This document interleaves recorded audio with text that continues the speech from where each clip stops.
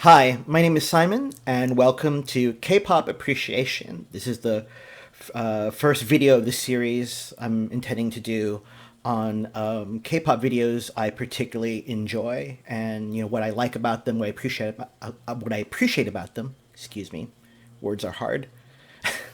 As I was saying, so yeah, if you're just getting into K-pop or you're a longtime K-pop fan, and I know what it's like. You like a song, and you're watching a bunch of other people react to it because it feels validating, right? You want to see if people like what you like too. And, humans are social creatures. That being said, this is not a first time reaction video. Okay, I've seen this many times. If you want to look for reaction video, there are plenty of awesome quality reactors out there on YouTube. So in any case, for today, I decided to start with my second favorite K-pop song of 2019, which is I-DLE's Lion. The G is silent. I used to say G Idol all the time. Now I'm trying to break myself of the habit. Yeah. So what I'll do is I'll play the song first. I won't pause at all. I might make some commentary here and there, and then after we watch the video together, we'll watch it a second time, and I'll pause and go over like what I particularly enjoy about the video, what I appreciate. Okay. So all right, let's get started.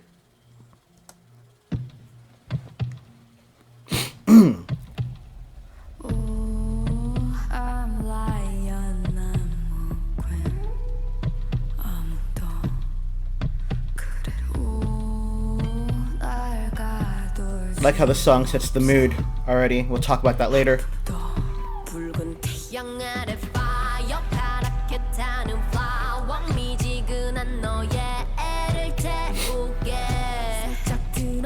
Soojin. Ooh, makeup.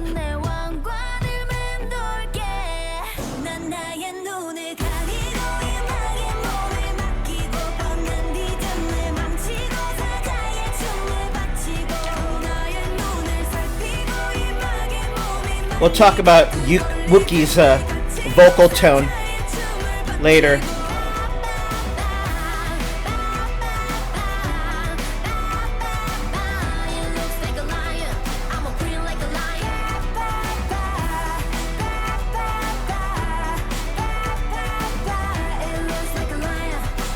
One of my favorite shots in this video. Good old Shuha. The maknae.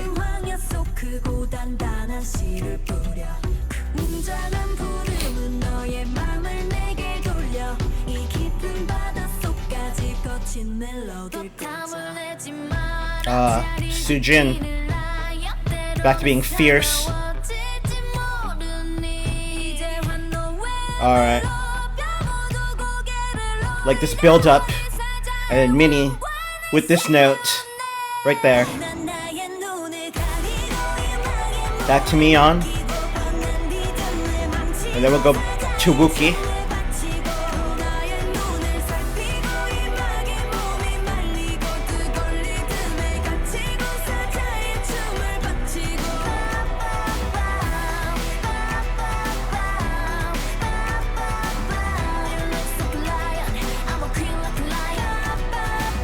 I like how the aesthetic in the video is now becoming more and more, a little bit more elegant, as opposed to the beginning. They were dressed like in these simple one pieces.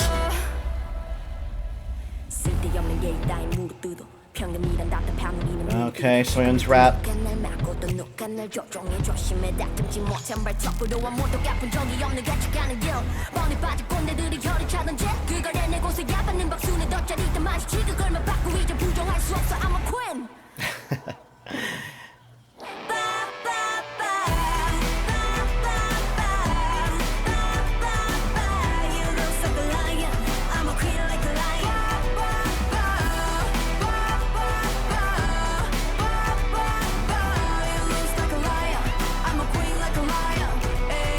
Now this outro was completely unexpected for me, first time.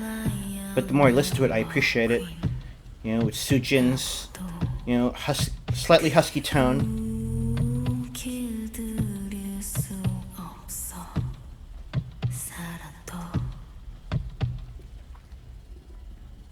Ugh, I never get bored of watching that video. Never.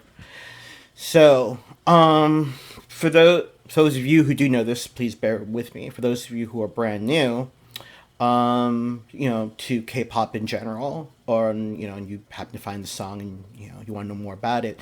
So, there was a competition show last August. Yeah, in South Korea. It was called Queendom. Queen because it was girl group focused. They took 5 girl groups and 1 female soloist, and they kind of threw them in this competition. First, I didn't want to watch it because it sounded a little too cutthroat for me. But then it wound up being like this, warm, fuzzy thing instead, and all the groups and acts support each other. It was really cool. Anyway, for the finale, they all had to, come up with an original song, and put it out there for the market and everything. And Idol decided to do this one. They composed it within the leader, So Yeon. She composed it within the space of I think 3 months, 3.5 months, because she said she started working on it when they started shooting for the show. Yeah. Now, Idol unfortunately did not win the entire thing. I'm a big Mamamoo fan, and Mamamoo was one of the other groups, and they won, and they deserved it. All the groups did wonderful. That being said, even though I'm a hardcore Mamamoo fan, I did not buy Mamamoo's song. Lion, Idol song, was my favorite.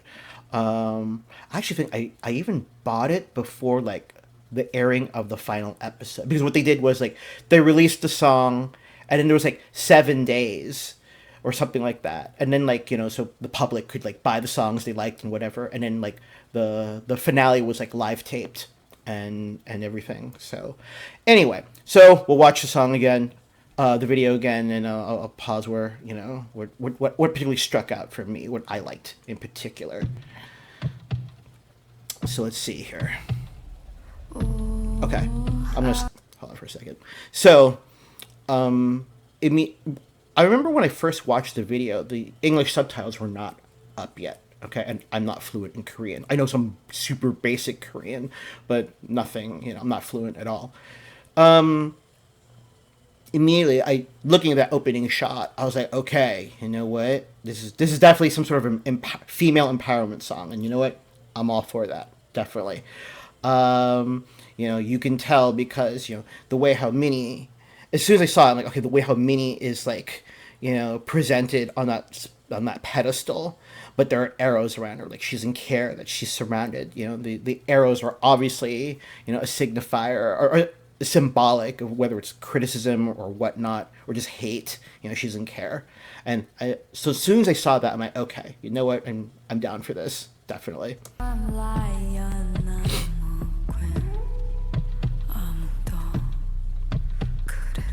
And it seems like Minnie seems to like the bangs. I remember when she debuted, you could see her forehead. So, but she likes the bangs down.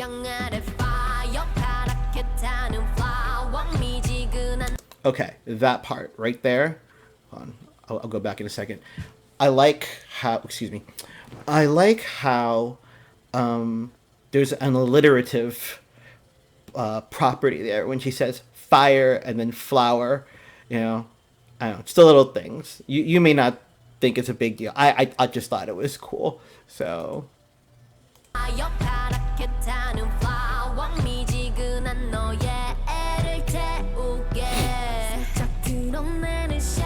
And the makeup right there, the makeup effect for that claw mark.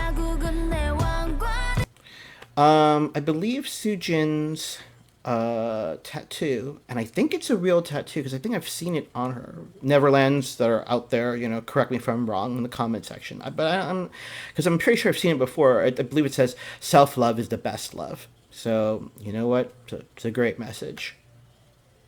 Plus, Sujin just delivers. Music is art, and art is in this kind of art form, it's performative, right? And she sells it. So.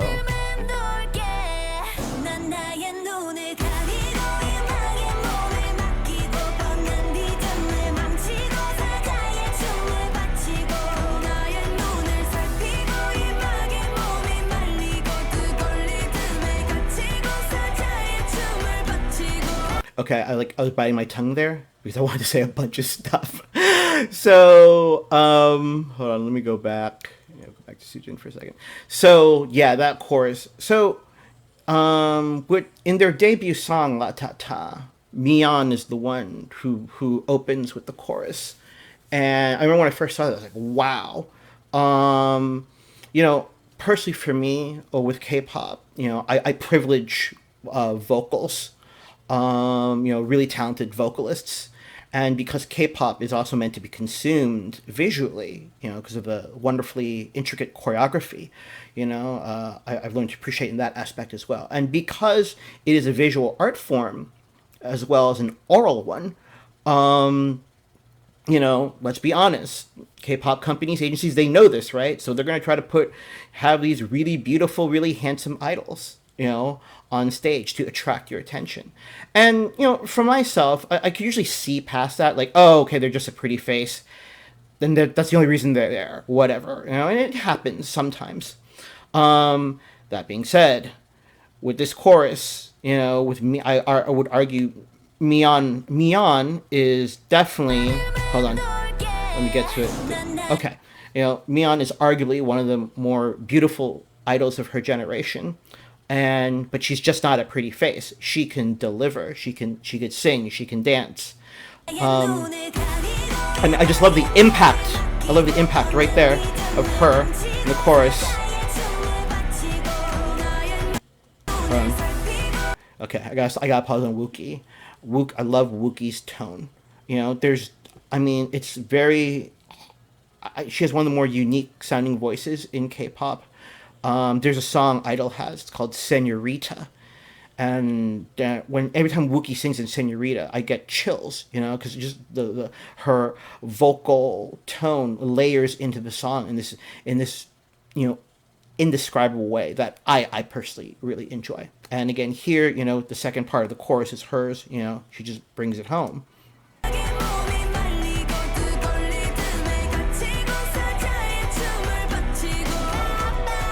Ba ba ba ba. It shouldn't work, but it does.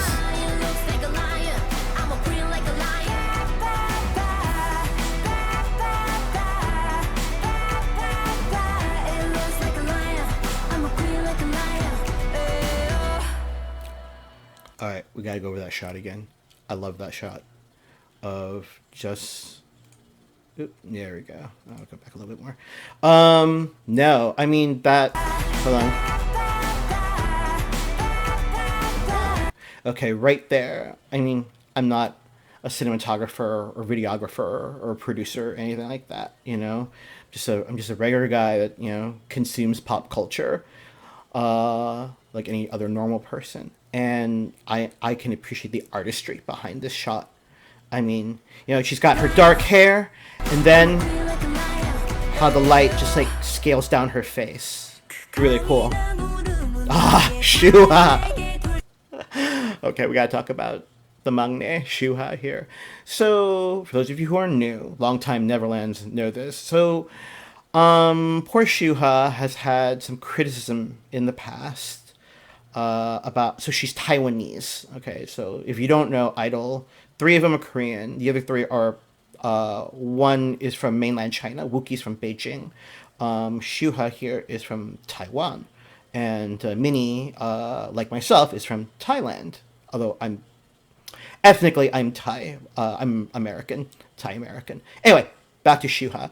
So poor Shuha, that's rough. You gotta sing in another language. You gotta pick up the language and everything. And Shuha, who I think has done an amazing job so far in her career, unfortunately, it was their second title track. It was called Han. And Shuha I think she had like the second verse or something like that. And I only found out about this later. Apparently some Korean, internet keyboard warriors, they call them netizens, really they kind of trashed her for her accent, saying it was terrible. It's super mean and everything. So just recently, last summer, like July, they came out with a song called Uh-Oh, and Shuha gets a whole verse. And she kills it. And I'm really happy here for the second verse. Again, she has the bulk of it. And again, like I mentioned before, music is art, and this kind of art form is performative. You got to sell it, right, in the performance. And here, she looks like super fierce, and and she's telling you, like right here in the lyrics, says that tough roar makes you come back to me. And I believe it. And what she's doing in the video, like how she pointed the camera.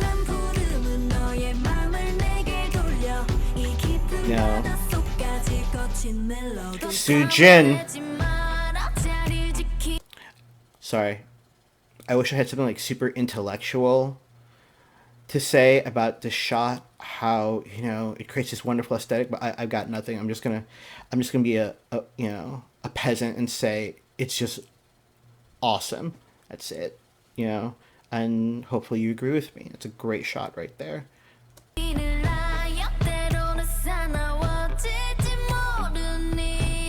Oh, here we go. Minnie's part.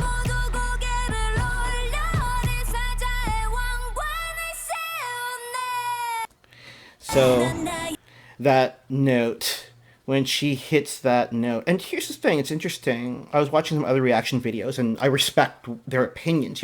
Some people. There we go.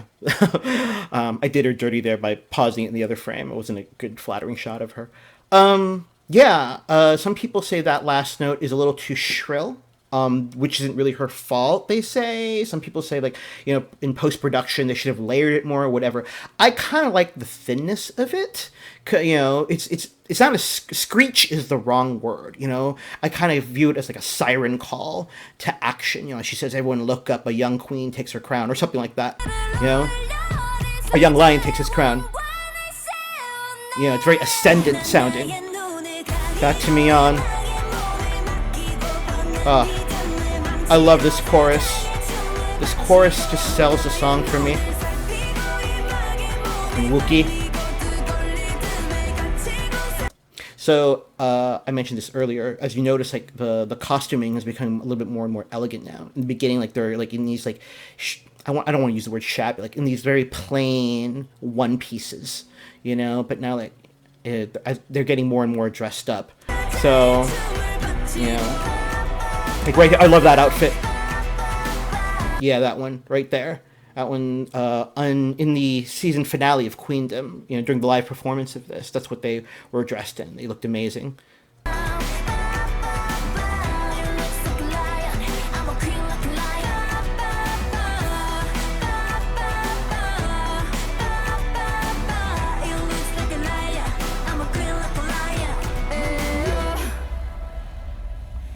The rap.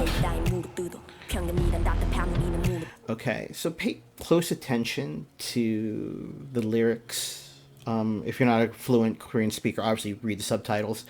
Again, so Soyeon writes everything. She's the lyricist for the songs, all their title tracks. She composes, she produces.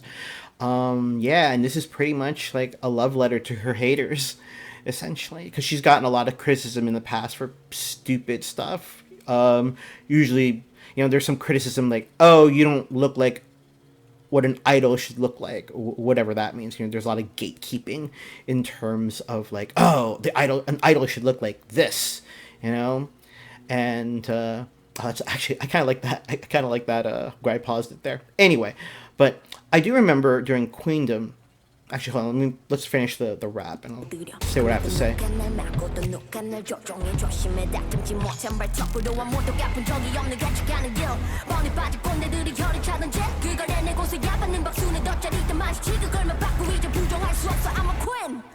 Okay, so on that season finale of Queendom, when she was performing this rap, she was on this platform, okay? And the platform was slowly rising as she was rapping. It was really cool. And at the very height of the platform, they timed it perfectly. When it reached its apex, when she says, "You can't deny I'm a queen." And I remember, she was a little bit out of breath because she had just rapped. And then, but she smiles right into the camera. It was such a great shot. So I always think of that particular visual image in my head when I hear this part.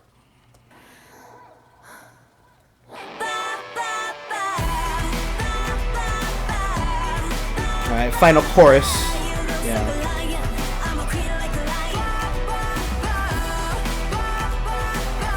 I like how they're ascending the stairs.